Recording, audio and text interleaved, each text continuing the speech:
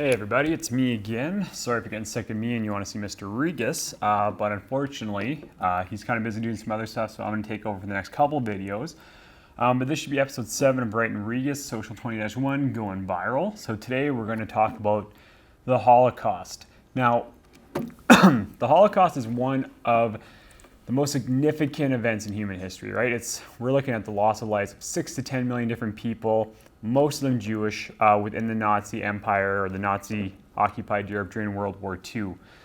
Now, we're going to cover this pretty quick today because there's going to be 3 separate genocides that we're going to kind of go and do these little mini videos on. I'm going to post more videos. I'm assuming Mr. Regis will be doing the same thing onto our Google Classroom account so you can get some more information. We'll attach some readings and stuff. So sorry that the videos are a little bit short. They're a lot less in depth than we would do in class, but again, this is kind of the best way that we've came up with to cover this stuff. So again, just a bit of a review from our last video on what genocides are. We're just going to work over a couple definitions again. So we'll start off with ultranationalism, which again is that extreme devotion or advocacy to the interests of a nation, especially regardless of the effect on any other nations. This is that sense of extreme nationalism. What I do or my group does is the most important. If it hurts your group, too bad. Now again, like we talked about in our genocide slideshow, genocide is essentially when you intend to destroy an ethnic or a religious or a national group off the face of the earth. And we also talked about how it comes from the Greek words for family and massacre and was created by a Polish Jew in 1944 to describe what had happened to him during the Holocaust. So, the Holocaust really begins, and we have to go back a little bit to our World War II notes here, with the rise of the Nazi Party. So the Nazi Party starts off as a German Labor Party, which was founded on socialist values. However, when Adolf Hitler becomes the leader of that party, things change. Adolf Hitler and the Nazi Empire, or the Nazi rule, begin to take over Europe under the rule of blood and soil, essentially saying that the blood of our people and the land of Germany itself will make us victorious. Now, under the Nazi rules, democracy is rejected, right? Democracy is that equality, that voice for every person regardless of race, religion, whatever. That's fully rejected by the Nazi Party. They also believe in racial purity, which again is that Aryan identity, that white European rule, and creating a Lebensraum. And again, that'll go back to World War II, and we're trying to expand the territory for the German people to live in. So Adolf Hitler in 1933 rises to full power of dictator with the passing of the Enabling Act, which makes him essentially the ruler of Germany for life without elections. With this, he eliminates all other political party and assumes his role as the Führer of Germany. Now, Führer in English means about the same thing as emperor. So he creates a group called the Hitler Youth, which starts educating young children starting in 1933 about the Nazi way of life. So he's essentially brainwashing these kids all the way from about age 4 or 5, all the way up until the end of World War II when they would be teenagers or maybe even 20 in some cases. They've been brought up with these ideas of racial purity, democracy is bad, Germany above all else. And he essentially breeds this racism into his German people.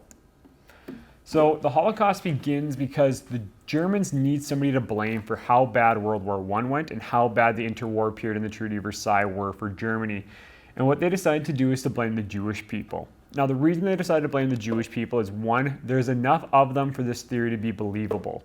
Now, while there might only be 3 or 4 or 5% of the population of Germany as Jewish, that's a significant amount of people in terms of just how much influence they actually could have. 5% of your people could have enough influence to actually damage your economy in the way that Hitler's saying.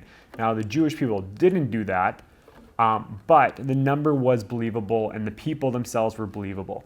There's also a long history of anti-Semitism or anti-Jewish kind of ways of thinking in Europe at this time period.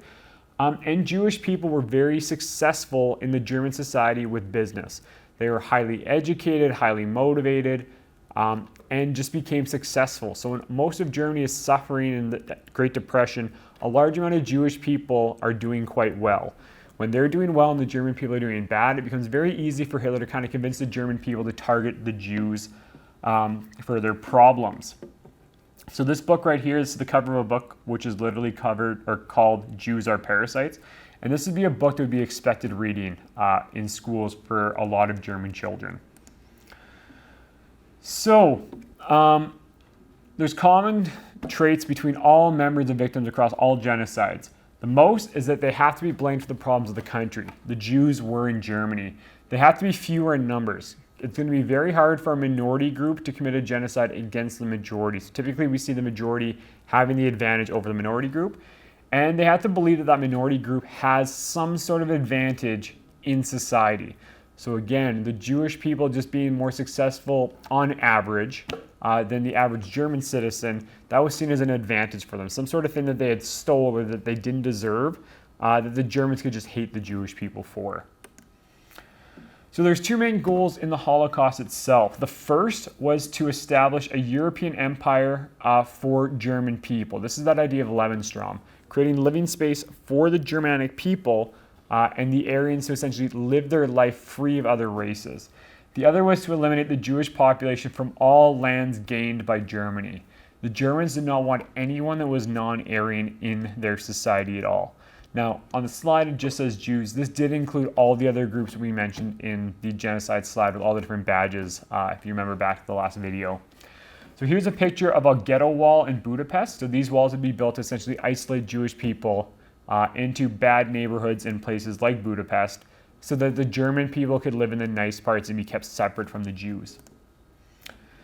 So kind of the official start of the violence towards the Jewish people we kind of consider to be Kristallnacht, or the Night of Broken Glass.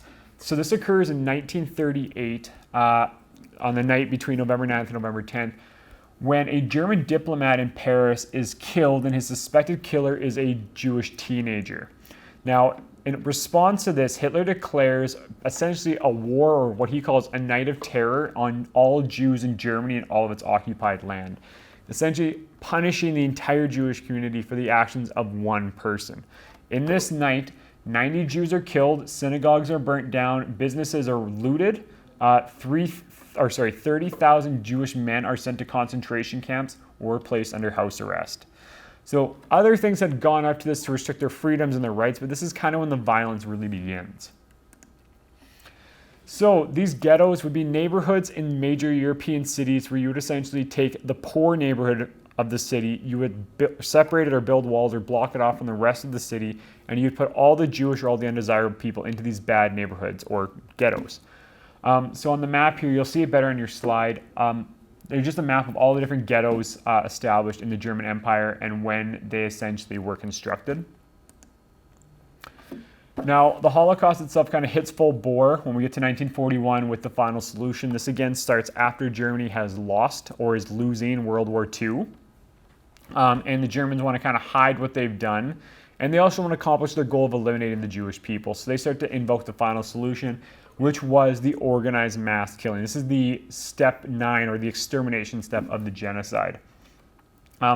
So they had planned for this by building these massive death camps. And again, one of the videos we'll link is a tour of this death camp here, Auschwitz-Birkenau 2. So watch that video if you want to see what it was like actually inside. But they built these train tracks out of the ghettos right to the concentration camps in order to help ship Jews and other undesirables as fast as they could to these death camps, right? They want to try to do things as fast and as efficient as possible. So again, on this slide here, and again, you probably can't see it in the video, you've got a map of all the different concentration camps within the Nazi Empire. And then on this one, you'll see extermination camps. Concentration camp is where you keep people separate. It's almost like a prison. Extermination camp is to kill. So when you're looking at this map and you see the skull and crossbones, that is a death camp. You see the swastika, that's a concentration camp. And the star is the capital city of whatever country or territory that we're talking about on the map. So these are just some pictures. Again, they'll show up better on the notes slides, which we placed up on Classroom. But you've got the living quarters of some Jewish men here. You've got a factory for a work camp down here. You've got a mass grave or a room full of corpses down here. And then you have an aerial picture of Auschwitz-Birkenau 2 with all the different buildings. Most of these would be bunkhouses. You can kind of see the electric fence and the train tracks beside them. Over here, you have Jewish people walking off the trains towards the concentration camp or the gas chambers. Down here, you have bodies that were removed from the gas chambers. It looks like this would be after the Americans or the Russians get there, because these men kind of look like investigators, but I don't really know. I don't know the origins of this picture. And then on the right here, you have a picture of the crematoriums, where in the early stages of the Holocaust, most of the bodies were cremated and burnt in individual ovens to reduce the body to ash. Towards the end of the Holocaust, the bodies are coming in too fast, and they move to mass graves and mass kind of cremations in pits. So the final numbers of the Holocaust. 6 million undesirables and Jews and other groups were exterminated during the final solution. Now again, those numbers will vary depending where you're going. 6 to 10 million is kind of the accepted number. 1.5 million of these were children, and 5,000 Jewish communities were wiped out. When we say 5,000 Jewish communities, we're talking about Jewish populations in cities. So there was 5,000 cities or towns or villages where every member of their community that was Jewish was entirely killed off. So a massive, massive dent in the overall Jewish population, and a massive community and kind of cultural loss took place. Now, after everything was said and done and the Allies had liberated Europe from the Nazi rule, the leaders of the final solution, the ones that hadn't escaped Europe or died, were put on trial at the Nuremberg trials. So these took place between 1945 and 1946, and these were trials at the newly created United Nations, where they tried 22 people for war crimes such as genocide.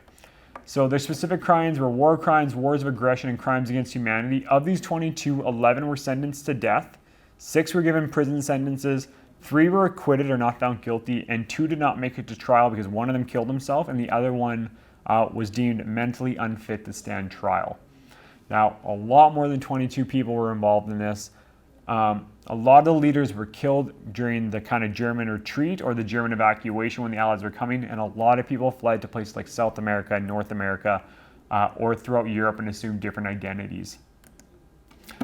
And that's it. We'll have another video coming to you in the next couple days on the Rwandan genocide and then on the holometer. Thanks for watching.